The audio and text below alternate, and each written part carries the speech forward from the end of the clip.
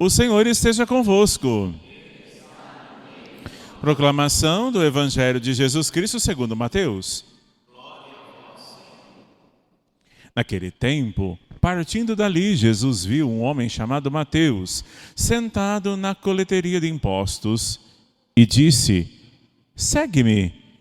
E ele se levantou e seguiu Jesus. Enquanto Jesus estava à mesa, na casa de Mateus, vieram muitos cobradores de impostos e pecadores. Sentaram-se à mesa com Jesus e os discípulos. Alguns fariseus viram isso e perguntaram aos discípulos: "Por que o vosso mestre come com os cobradores de impostos e pecadores?"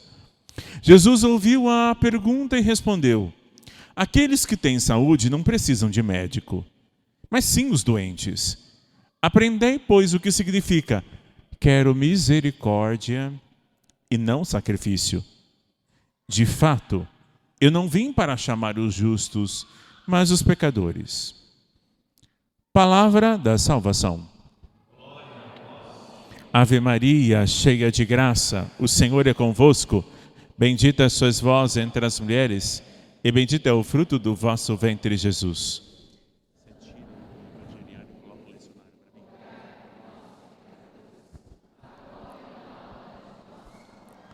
Maria concebida sem pecado original. Santo Antônio de Pádua. Em nome do Pai, do Filho e do Espírito Santo. Amém. Sentados. O evangelho de hoje é o evangelho em que Mateus é chamado, ele chama. Jesus chama Mateus. Eu não vou descrever o texto do Mateus, o chamado de Mateus, que vocês já conseguem muito bem entender o chamado dele. Mas nós vamos refletir a segunda leitura, que quer dizer a nós a permanência no chamado. Mateus estava lá na coleteria de impostos. Jesus chama o nome dele. Ele está de olho em Jesus. E aí, Jesus passa, olha e diz: "Vem e segue-me." Porque ele já pensou, ele era um judeu. E Jesus não chamou só os pobrezinhos. Jesus também chamou Mateus. O Mateus tinha dinheirinho. Ele cobrava impostos e depois passava a mão, mas ele tinha dinheiro. Ele sabia pelo menos umas 3 línguas. Ele era um judeu, mas desviou do judaísmo, porque ele trabalhava para o Império Romano. Imediatamente, Jesus olha para ele e ele diz: "Vem e segue-me." E ele diz: "Sim." Prontidão. E o que quer dizer isso? Fé. Fé é prontidão. Fé é crer em Jesus. Não é crer em qualquer coisa. Ter fé adianta alguma coisa? Não adianta nada. Tem que ter fé em Jesus.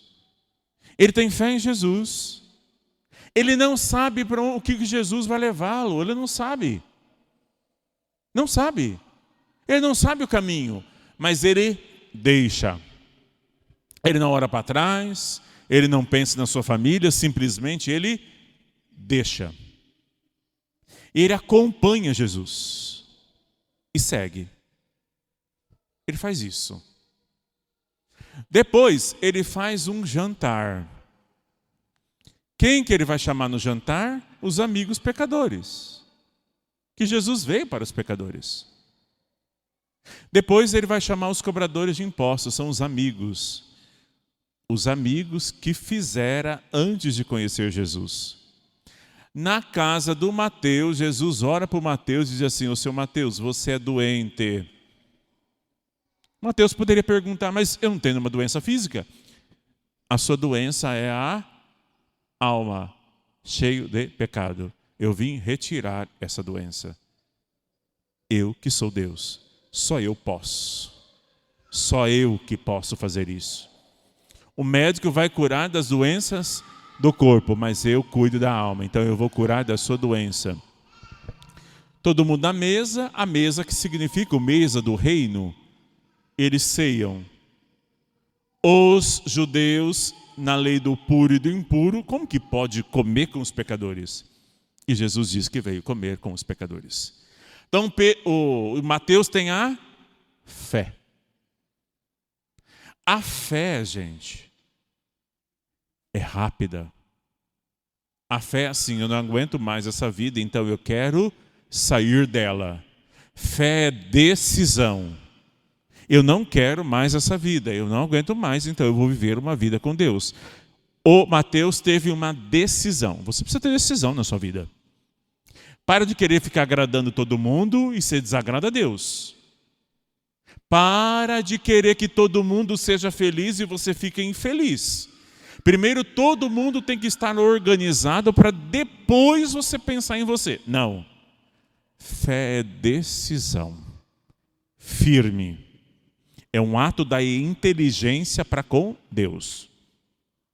Depois você vai ter no seu batismo a fé, a esperança e a caridade. O que é a caridade? O que vai fazer você unir a Jesus. Como eu disse para o apostolado da oração na sexta-feira, é uma chama de ardente de desejo para Deus. Como que você tem uma chama de desejo a Deus? Deus te dá a caridade, você devolve para Ele com a mesma intensidade, com o mesmo amor que se tem. Então a caridade é um amor insondável que vocês é incapaz de ter, mas é que Deus que dá.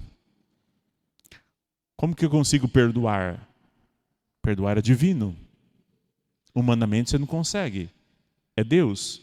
Eu estou fazendo a homilia uma reflexão. Eu falo algumas verdades para você. E você diz assim, entendi. Aquilo que muito tempo eu não compreendi. Isso é a caridade. O amor de Deus em você.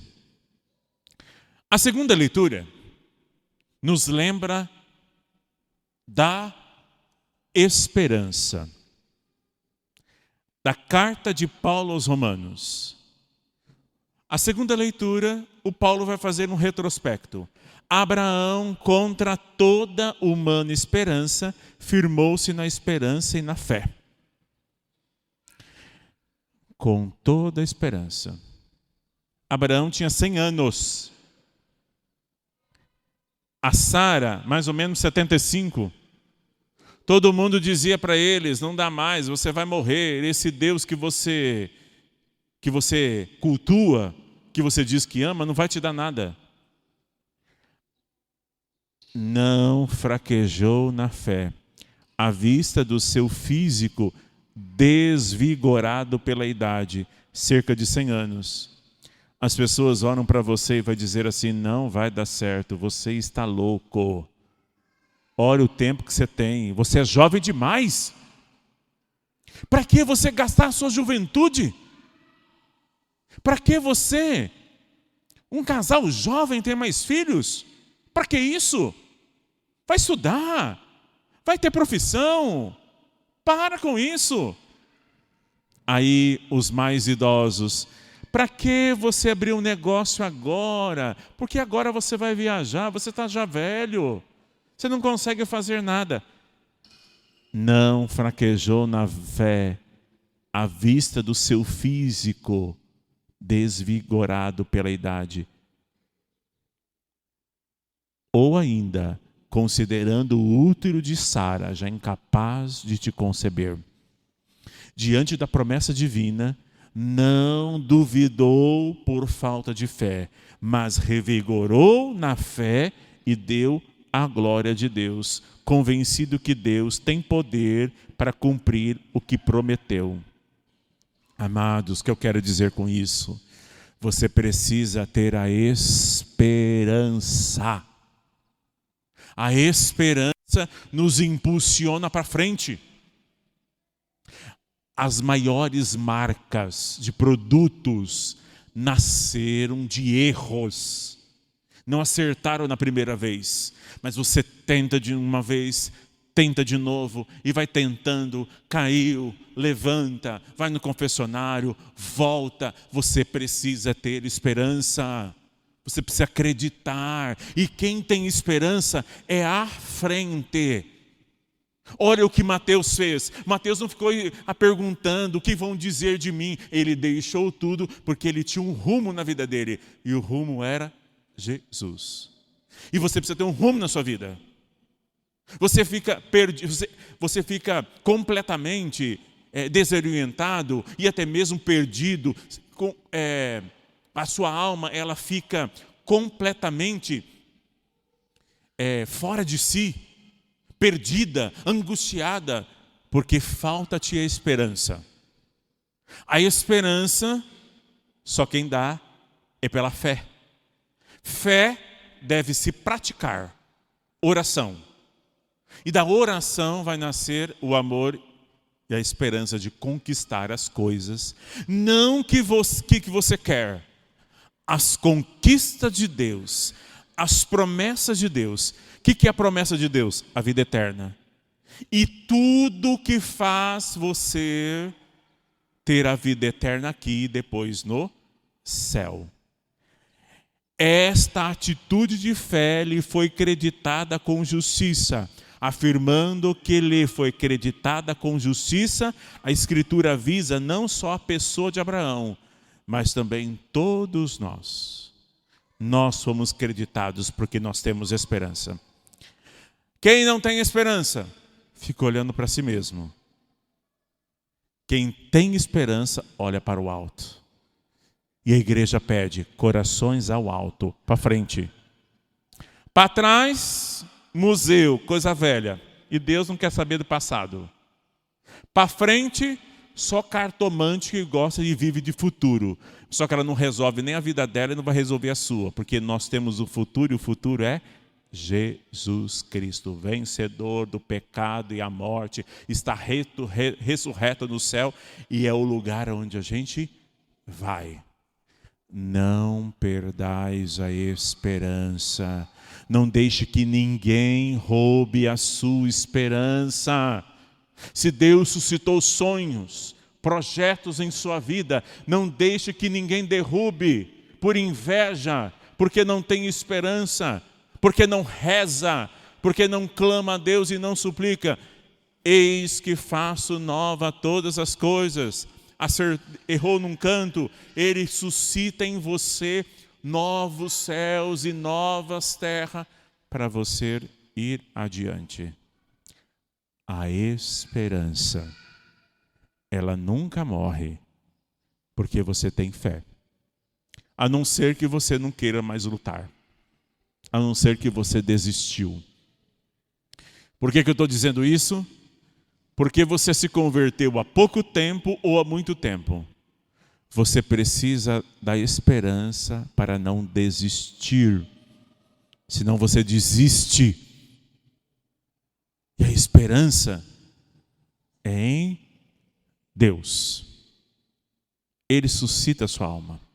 A esperança está no batismo. É uma sementinha que vai crescendo, crescendo.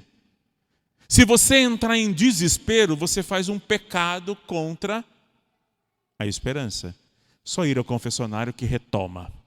Quando você peca, você perde o amor, a caridade. Mas quando você vai ao confessionário, volta a fé, que você não perde, mas a esperança vem em dobro e a caridade muito maior, que você volta à amizade com Deus. Portanto, Abraão e Sara esperaram. Quanto tempo você está esperando? 2 dias? 1 dia? 1 mês? 1 ano? 2? Ele, Jesus, foi entregue por causa de nossos pecados. Ele foi ressuscitado para a nossa justificação. O que é justificação? Para a nossa glória. É Ele, o autor e consumidor da nossa fé. Não desista. Ele te chama pelo nome.